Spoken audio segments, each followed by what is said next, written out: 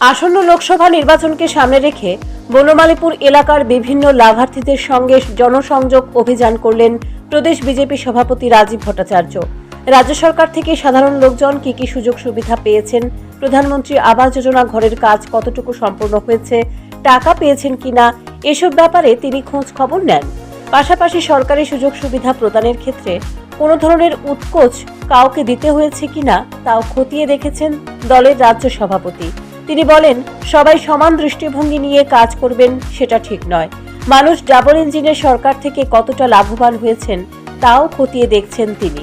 রাজ্যের সর্বত্র এই ধরনের অভিযান জারি রাখা হবে।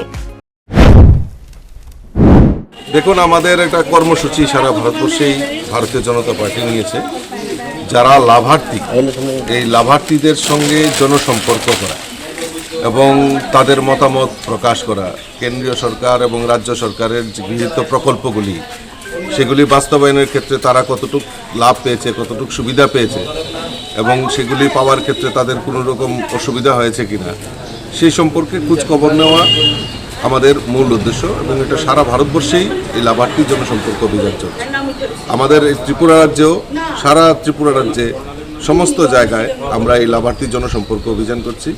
আমি আজকে বনমালীপুর এলাকায় 23 নম্বর ওয়ার্ডে যারা লাভার্থী রয়েছেন তাদের সঙ্গে জনসম্পর্কে আমি বেরিয়েছি এবং মানুষের মধ্যে যে উৎসাহ, উদ্দীপনা এবং কোনো রকম উৎকোচ ছাড়া, চাঁদা ছাড়া তারা লাভার্থীরা তার কেন্দ্রীয় সরকার এবং রাজ্য সরকারের সুবিধা পেয়েছে, এটাই আমাদের কাছে সবচেয়ে বড় প্রাপ্তি। জনসম্পর্ক অভিযানের মধ্য দিয়ে এলাকার মানুষের সঙ্গে নিবিড় সম্পর্ক গড়ে তুলে আসন্ন লোকসভা নির্বাচনের ডোর টু ডোর প্রচার এক প্রকার সেরে নিচ্ছেন দলের রাজ্য সভাপতি।